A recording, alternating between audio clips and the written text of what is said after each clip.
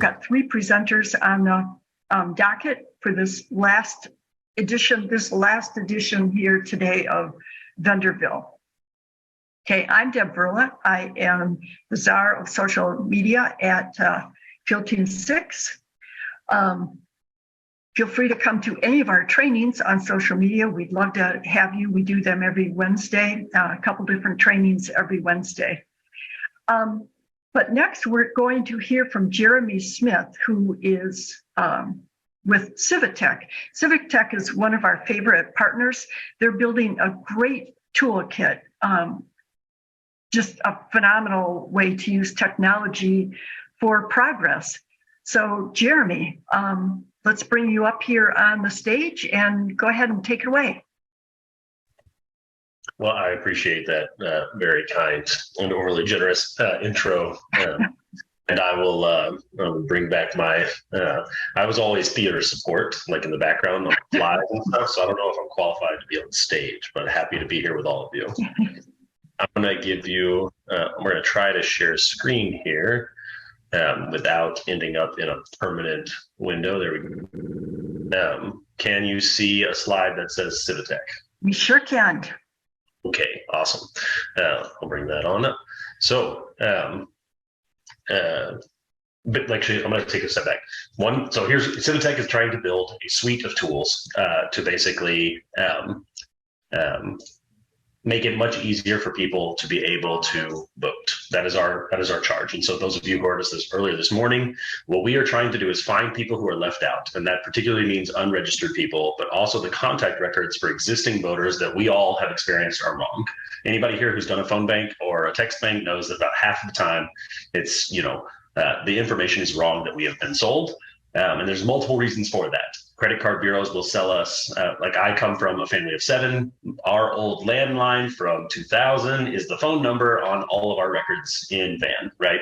And that is not particularly helpful when I am trying to reach people. That phone number has been discontinued since about 2004, but it's still a record that everyone else can see. You all have experienced this as well. So what we try to do is, can we use lots of these sources of data and comb through them and pull together the tools that we're contacting voters on to actually find additive records and find out which ones are wrong and clean this set of data. And so what we've tried to build is a supplement, not a replacement to the existing voter files that people know, but something that adds to the capabilities. And that's what our people database is. And we think of people as being the fundamental unit, not just voters. People can become voters. They can change states. They can turn 18. There are things that we want to be able to do, and people deserve to be served by their representatives regardless of their citizenship status and other things like that. So we think it's critical to think of all of the people that we should be serving in politics, and then to fine tune that down to the ones who are eligible that could choose to vote.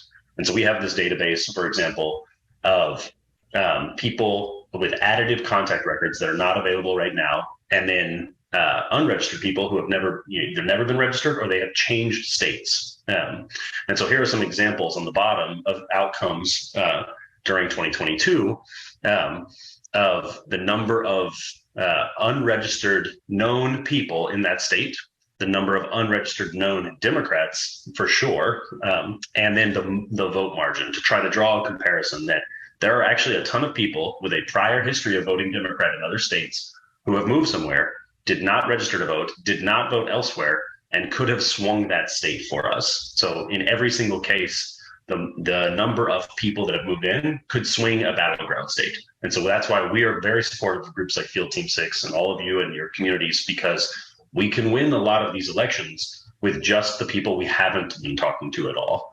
And there's lots of different tracking stats that we can do there. So that's the general core of everything that we're trying to do. Then we try to build systems to reach them. How can we reach people based on their experience? What is it like to be a voter in Missouri or Texas or Mississippi where you cannot register to vote online and you do not own a printer like most American households? So for the kinds of people who are being left out, they might not have stamps or envelopes or printers at home. And so emailing them a form is not going to work.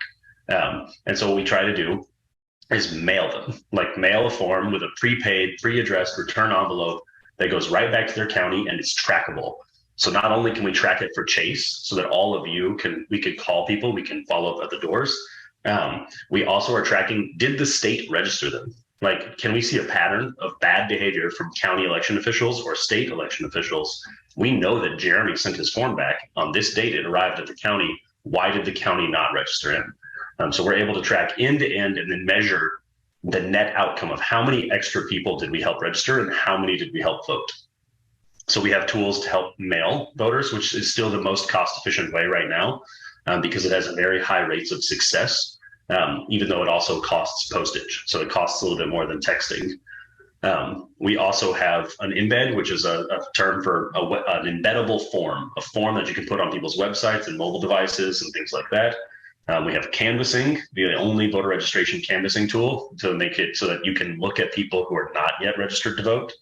And then text messages. And these can also synchronize. So when we send someone a piece of mail on the day that the mail arrives in their mailbox, they get an automated text message. And it says, hey, Jeremy, we sent you this voter registration form in the mail and we want you to use it. And here's why.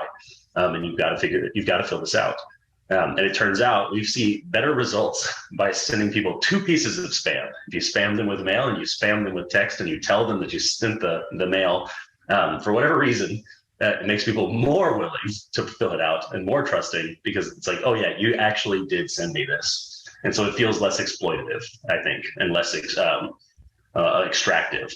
So that's something that we have tried to pioneer is how do we solve the problem from the perspective of the voter and also make it good from the perspective of the volunteer. We need this to work so that people keep coming back and build their communities over time. So these are a lot of different things that we have available. It starts from data. And so we have this brand new tool that just came out on Tuesday called Running Mate. And this is ideas for people at down ballot elections, like county level judges and commissioners, and we're aiming for city council and school board.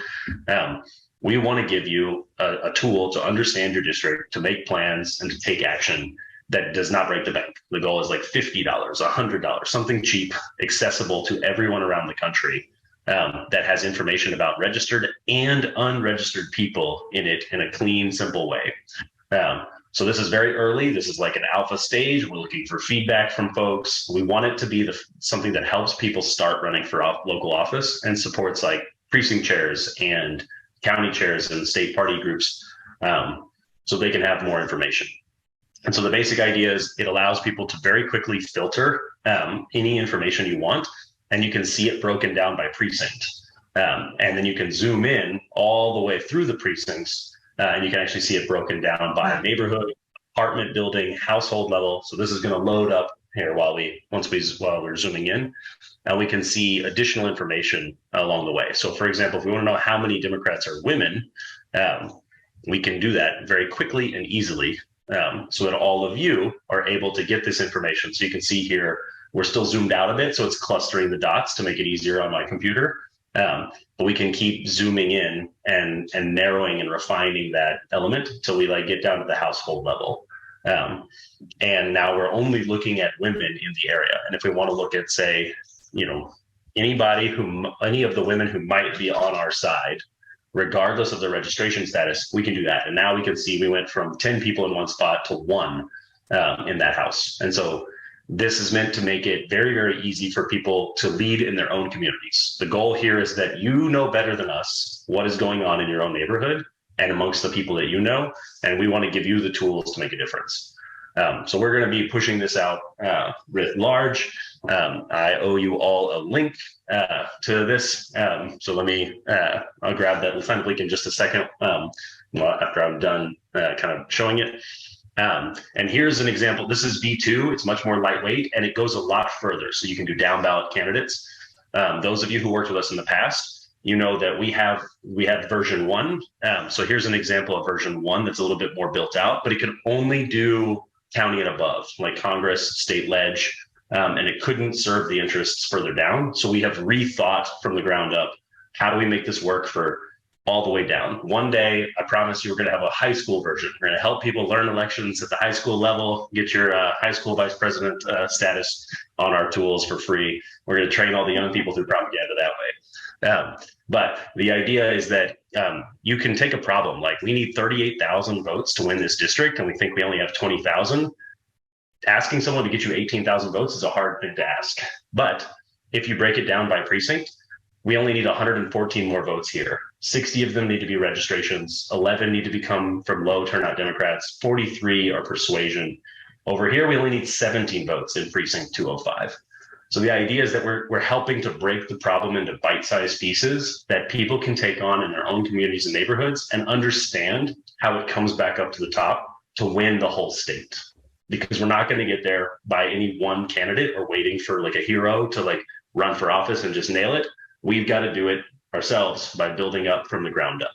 And so the idea is this is meant to empower local communities where they are so that they are building the muscles of doing this all the time.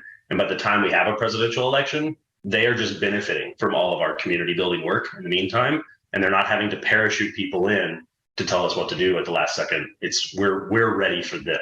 And I think that is a paradigm shift that we need to make. So this is a general idea of what it is we're trying to help make available to everybody. And we are happy to work with any group of any size to help at the level of like, you want to help just register 20 people in your precinct? No problem. You want to help register 200,000 people in your state? No problem. That problem, the computer is very good at breaking this down at any size. And then what we have to do is the people problem of how do we actually get this in front of folks? And I think the best way is through volunteers. Next best is to find some wealthy friends who are going to help pay for your organization to communicate or whatever it might be, and to do the work of fundraising if needed. We're not professional fundraisers or anything like that, and we're not consultants on that front. But anyway, so that is the basics of what it is that we are trying to offer. Happy to take questions while I look up the sign up link, which I should have had ready for you already. Yep. And we have a link that we can put in the chat, but it's just Catalist. CiviTech.io. Is that the link that you want us to put in the chat? You can get to us from the website, but I'll give you an even easier way here in just a moment. But also happy for any questions in the meantime. Okay. In the meantime, Karen May wrote in a question, and she asked, "Is this the tech behind Field Team 6's Voterizer?" I'm going to let you answer that.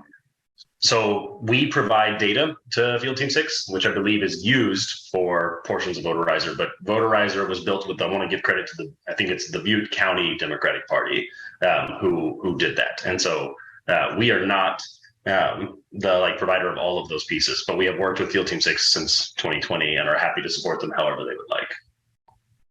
Okay, and Elsie asked, how does the on the ground info get back to you? So in version 1, there's a full import feature, and you can tag people one by one, or you can upload. Right now, the brand new beta does not yet have the full circle of import, the ability to put it back in. We're looking for feedback on whether or not this works for down ballot candidates right now. But it will very shortly have full service like text message integration, canvassing, mail, digital forms. And then you can also just click buttons and say, I talked to them. We don't care how it happened. We want you to be able to keep track of your own notes, basically. Yeah, I love the canvassing feature of this. I think that would be so incredibly helpful. And Craig Wilding asks if this is available for all states or just for Texas. All states. So we know, for example, we have all the updated precinct shapefiles and district shapefiles post redistricting for 7 states. We will go hunt down whatever it is you need in the meantime. We're going to get to completion over the next year and a half. It's just that some states have not actually released their redistricting files. So some states are not done with redistricting in 2023 because the census was delayed and the politics of it and the lawsuits. So we're constantly updating this, but we can give you at least a baseline, including the old precincts from 2020, if we can't yet get shapefiles. So if any of you, for example, live in Kentucky doesn't maintain government shapefiles. We'll pay someone to draw them and load them up into the computer. Okay, and I know it's almost time to go to the next person, but Wayne Lieben asked, how does this compare to NGP Van? So this is a supplement. This is not a replacement for NGP Van. NGP Van is a very powerful tool that's connected to the party that has a lot of features and a lot of capabilities. This is meant to be a lightweight version for places that cannot afford that. And it connects to Van. It works with Van, just like version 1. And we think that's critical because that's the main way that the party gets data back right now. But we know that 97% of Democratic candidates don't have a van, and most counties and committees don't either. And so we want to come up with something that can get the data from van to you, and then we'll put the data back. That's kind of what we're taking on. But we're thinking about this as like a dashboard for field, for fundraising, for communications, as more than just what van is trying to do. And we don't want to duplicate things that are already solved. Great. We do connect to PDI separately, but we're not, there's more to be done there. So we have 2 integrations existing with PDI, and we work with them, and we're very fond of them. And so, but I think there will be more and more integrations coming there. Perfect. Okay, Jeremy, we need to move to our next presentation. Thank you so much for being here. This was great information. A lot of questions, lots of engagement from the audience. So I think a lot of people are interested. So now we need to move on to the next presenter, which is Catalist. And Catalist is a progressive data vendor who's helped us at Field Team 6 identify millions of unregistered likely Dems. You know, that's who we need to be reaching out to. And so let's welcome Hillary. Let's welcome Hillary Anderson, who is here. So Hillary, we've made you a co-host. Go ahead and take it away. Wonderful. It's wonderful to be here with you all today. My name is Hillary Anderson. I'm the Director of Analytics at Catalist. And for those of you all who, I'm not sure how many of you all are familiar with Catalist, but as was mentioned, we are a progressive data company supplying a variety of data needs throughout the progressive space and this community. For today, our presentation is going to cover our What Happened report. I'm not sure how many people on the call are familiar with what happened, but the exciting thing about What Happened is that it is a free analysis that Catalist publishes and makes available to everyone in the public that I think will answer a lot of the questions that folks might have coming out of an election cycle. So with that, I'm going to attempt to share my screen and hopefully this goes okay. And you don't see my NCAA bracket that I have pulled up here as I watch the games today. My fingers are crossed. So you all should be seeing a screen that's showing a beautiful slideshow that starts with what happened. You bet. All right. So we'll go ahead and get started. So what happened? What is this to begin with? First of all, this is an official post-election analysis based on vote history. So you might be asking yourself, why is this even important? What does this matter? Traditionally, there are exit polls that are conducted after an election or kind of like during the election. There are certain folks who are asked, how did you vote? And there's demographic information that's collected. This information, these exit polls can sometimes be a bit misleading in terms of what are the actual trends coming out of an election cycle, right? You have things like survey bias, issues with how the questions were asked, et cetera. And this can lead us to draw really big, wrong conclusions about what happened in an election cycle. And Catalyst, we really prize ourselves on kind of being more official, methodical, intentional when we're looking back at vote history and looking back at what happened in an election, which is why instead of just relying on exit polls, we rely on official vote history as certified and recorded by the states.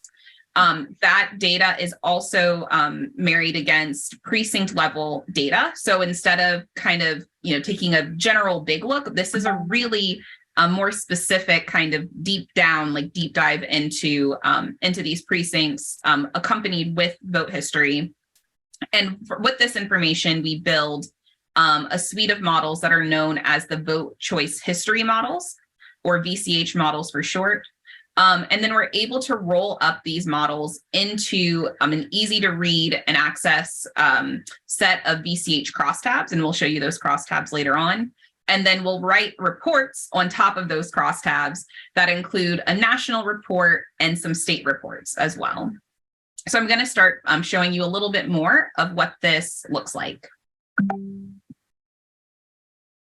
So when we talk about our national report will allow you to see what we have distilled as some of the top line takeaways from an election cycle. This is a snapshot of our what happened report in 2020. On the left-hand side of the screen, you'll see kind of those high-level takeaways. So the report starts off with a set of 10 top-level takeaways, and then the rest of the report goes into a more in-depth explanation of the trends that we saw. So in particular, if you look at the first bullet point here, we have that the 2020 electorate was the most electorate that we've ever seen. That's then accompanied by some additional in-depth analysis that you'll see on the right. Once again, this is just a snapshot of the data that's detailed in this report, but that also then talks about the numbers of increases in votes across these different racial groups. So you can really start to get a sense for how the dynamics of the election shook out among racial groups, among education levels, among geographic splits, on down. In addition to providing a national report, we also provided in 2020 two state level reports, and we are planning on doing another two state reports in 2022 as well. For 2020, we provided state reports on Nevada and Wisconsin. So with these state reports, instead of kind of having the holistic national picture, we really dug down into the dynamics that were applicable in particular states. One of the themes that really stood out to us in Nevada was the importance of younger voters. Nevada was a place, the number one state with the highest portion of first-time and new presidential voters of any battleground state. So these kind of give you little nuggets, if you will, of potential trends that might be worth watching heading into the next election cycle, right? So the idea here is that we know that new voters, younger voters played a big role in Nevada. How can we harness what happened in 2020 then to carry that momentum into the next presidential election in 2024? Similarly, we also did an in-depth state report, went a bit too far, with Wisconsin. So in Wisconsin, we also looked at this at the electorate in the state and found voters of color in particular played a huge role in really driving up the winning margin that we needed in order to carry Wisconsin. This and all additional information, insights, et cetera, can be found on our state reports. So with what happened 2020, you also can access our VCH crosstabs. I think this is the most powerful portion of what we offer. The VCH crosstabs tell you the composition of the electorate, the vote share for the Democratic candidate, and they show you these results across a variety of categories and combinations. So for example, you'll see groups like 18 to 29, urban voters, white non-college voters, and that kind of combination setup. And if you look to this spreadsheet, if you all can see it, this is just a snapshot of what we have publicly available for folks to access on our website. So in this spreadsheet, you can see that, for example, if you're looking at 2020, what's in green shows you the composition or what percentage of the electorate that particular group of voters made up. So if you can follow here where it says race white, 72%, that means that in the 2020 election, 72% of the electorate were white voters. And you can see that this is a decrease from what we noticed in 2018, where 75% of voters were white voters. So you can see how that trend and that decrease in white voters led to an overall much more diverse electorate that we noticed in 2020 than what we have seen in previous elections, both midterms and presidentials. Additionally, we show the two-way Democratic share as well. This can be particularly helpful if you're looking to see what it takes in order to win an election. So for example, in 2020, you can see that the President Biden won with 52% of the overall vote. And among Black voters, Biden had 90% support among all Black voters. So these kind of give you a sense of, in order to reach a certain threshold, what were the underlying support patterns and support numbers needed in order to achieve that win. So moving on to explain why I think that the crosstabs are so useful, it's really great for understanding historic winning coalitions. It's great at identifying changes in the electorate composition over time.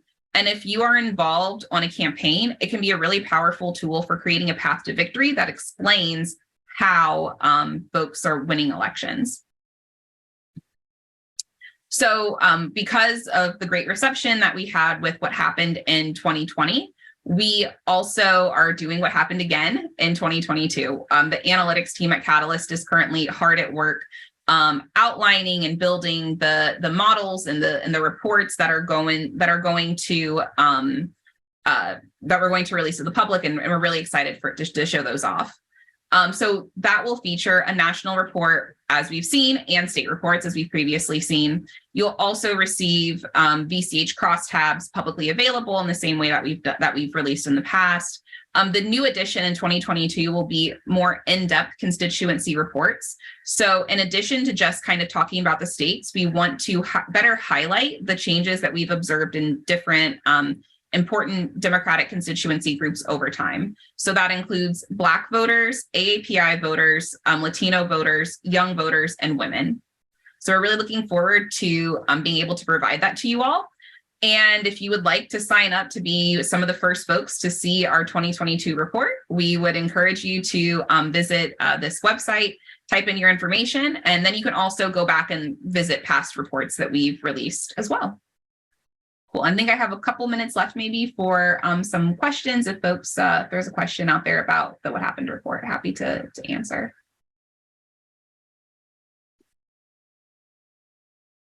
I'm looking to see if there are any questions in the chat. Everybody is muted right now, but you can type questions into the chat and we'll make sure that Hillary sees those. So if anybody... I did notice, I see that there's Catalist with a Y in there, and I would encourage you all to go to Catalist with an I instead. Let me type that in for folks. Oh, it like auto corrects it. Catalist.us. What happened, or / what happened. Yeah, okay. Autocorrect, our best and worst friends. I know, right? Right. Our best friend and our worst enemy, always out to get us. And it's such a great name to really encompass what you do. Yes. Yes. So I'm sure that you deal with that on a daily basis. It definitely rears its head in Google Docs from time to time, for sure. Okay, so if you do have one more question for Hillary, please go ahead and drop it into the chat and we'll make sure that she gets that. Thank you for a great presentation. This is really good information. It's so, I think it's so critical to look at these past elections and learn from them. There's so much information out there. And I can't stress enough that this is, something that is in the public, free to access. So there's no barriers to getting your hands on this information. Phenomenal. Okay. Well, thank you for being here with us today. This was great. Okay. Moving ahead. Our next presenter is Naseem Mikiya. I hope I pronounced that right. Didn't destroy your name too badly. That's right. From Impactive, which is an all-in-one digital organizing hub to bring modern functionality to campaigns and organizers, which there's such a huge need for. So go ahead and take it away, Naseem. Awesome. Hi, everyone. Yeah, my name's Naseem. I'm the founder and CEO at Impactive and have been building organizing technology for advocacy and elections for the last 6 years. I know this is the last of many amazing sessions here, so I'll try to move quickly. Let me just share my screen here. So what is Impactive? Well, it's a lot of tools. We actually start out with just one, believe it or not, but our approach is to work kind of hand in hand really closely with our clients, the organizations up and down the ballot we work with, nationwide and local, that have been doing the work in the field for decades, making sure to listen closely, Often, if it's a national effort, listen to their affiliates or chapters around the country and each state, and to essentially build and iterate our platform in collaboration with them to ensure we're kind of building lasting infrastructure for the movement. And that's driven by the folks doing the actual work. So all the products you see here that we do come out of that process, from texting and calling to digital canvassing and gamified voter registration programs. It's kind of all come out of that approach. To expand on the platform just a bit, you can grow your supporter base with it, fundraise, build attendance, collect data, and more with kind of blast texting program and custom voter registration that I'll get into a little bit later. That's going to be actually the focus of what I talk about. You can reach out to voters with peer-to-peer texting, friends and family messaging, or often referred to as relational organizing, and phone banking as well. So you can do that all on the platform. And it all comes together to kind of empower by empowering supporters to become leaders with kind of teams and leaderboard features, and even encourage sort of friendly competition between organizers. And so the result is kind of this end-to-end voter outreach and engagement platform that we've kind of built over the years. These are some of our amazing clients who have helped shape our roadmap and build this platform together. We've worked with the DCCC, the Biden-Harris campaign in 2020. The Vote Joe app was actually a white label of Impactive. Stacey Abrams, Planned Parenthood, Headcount, Civic Nation, and many, many more. But today I'm going to spend most of the time talking a little bit about a newer type of digital organizing technique we used to register and turn out voters last November that focuses on kind of expanding how to think about and ultimately build a successful relational organizing campaign. For folks who don't know what that is, relational organizing often refers to mobilizing friends and family, or the people in one social circle.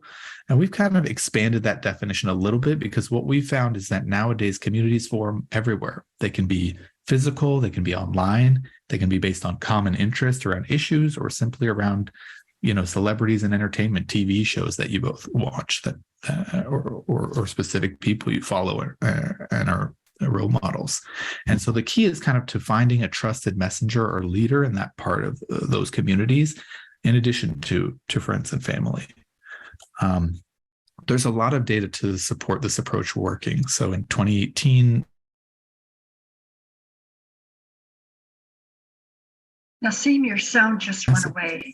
Oh, There, now you're back. is that better? Yeah. Okay, sorry. Sometimes these headphones just go. So there's a lot of data to support this approach.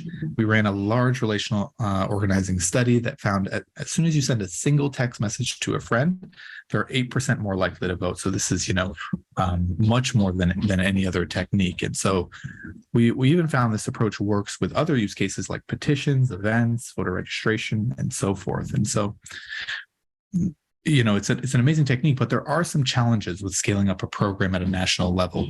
Even as simple as getting folks to download an app, convincing them of the power of their social networks, and getting buy-in for how to kind of leverage that and convince them it's worth it, and then training them on how to do it and do it in a way that's coordinated with kind of all the field work being done. So those are some of the challenges.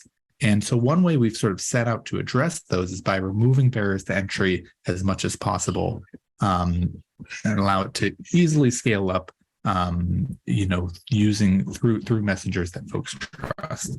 So the way this works, I'm going to focus in specifically on gamifying voter registration. And the way it works is you can kind of set up as many teams as you like. They could be issue-based teams or geography-based teams. But in this case, one of our biggest use cases last year, we worked with a couple amazing organizations to pull this off, Headcount and Up to Us. And they recruited some incredible talent, such as Stephen Colbert, you see here, Harry Styles, Billie Eilish, Kehlani, and all sorts of new, younger influencers that I just don't know, but they are big and they have big followings. And all of them were just really bought and committed to these initiatives.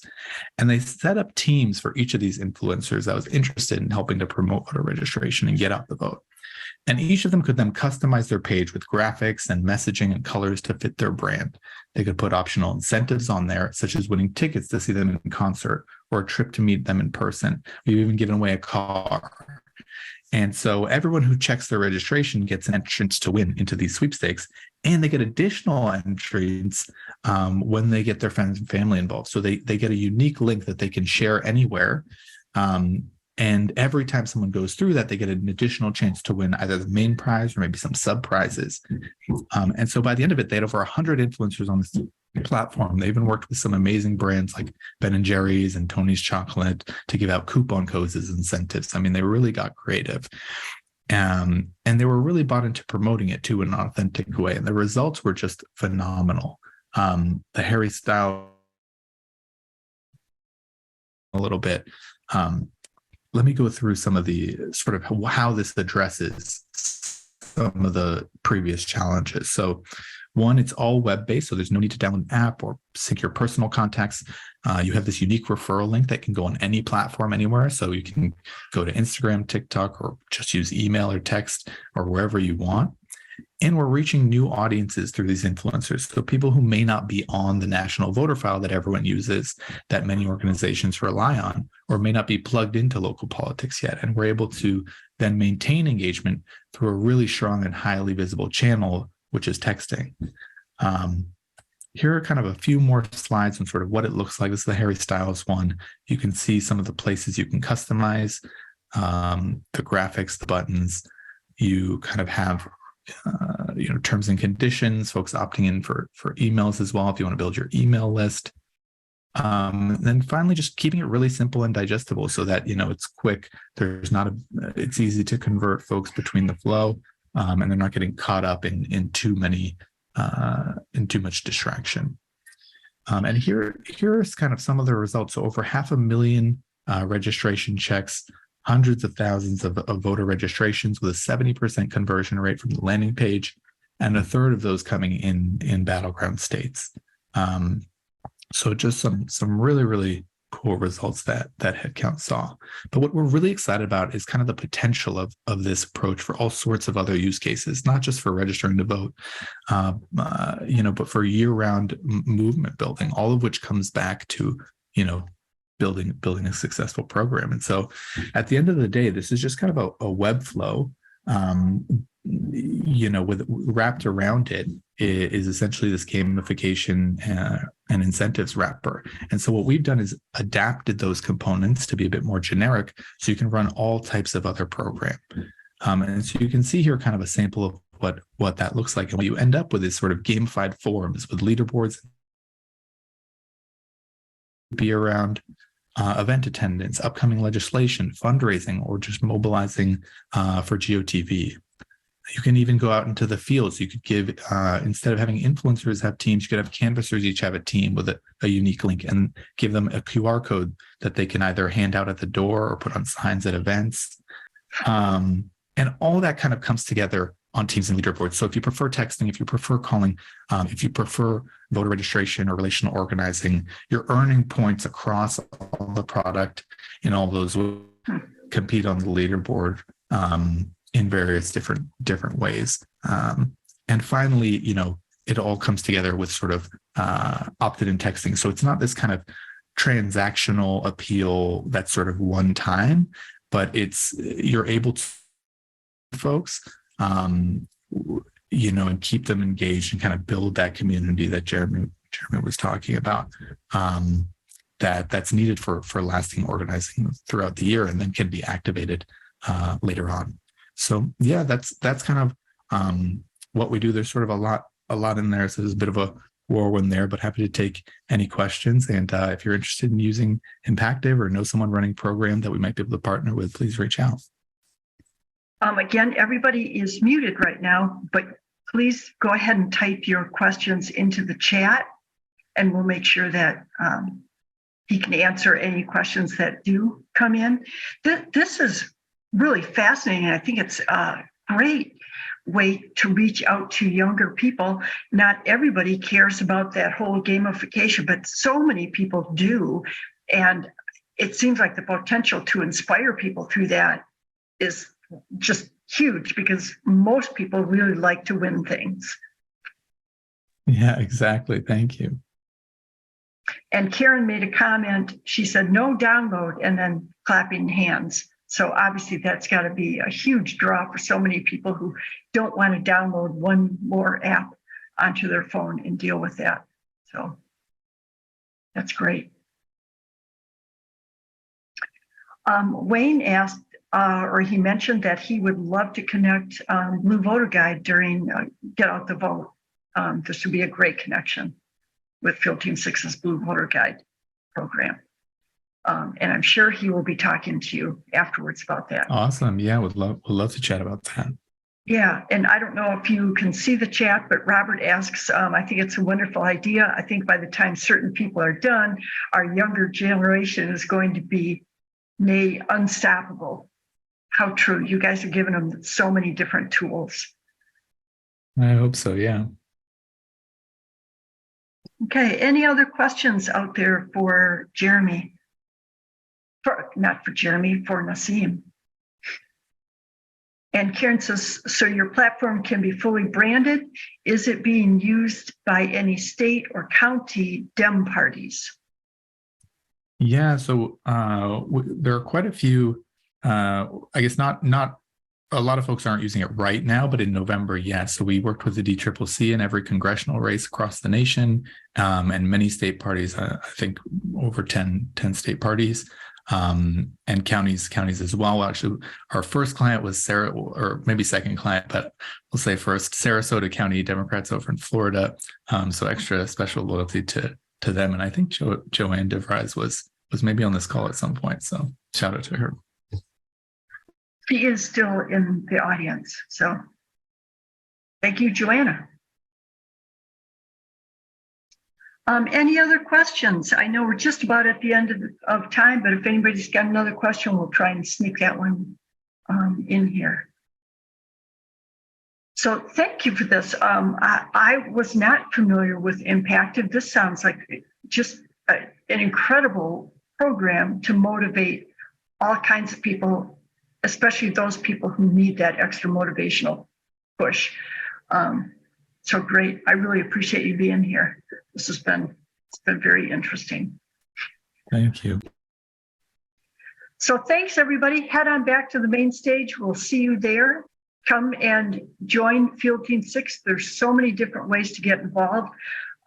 We need to register a lot of Democrats in each of these different states coming up to this November's statewide elections, but especially for next year. There's so much work to be done.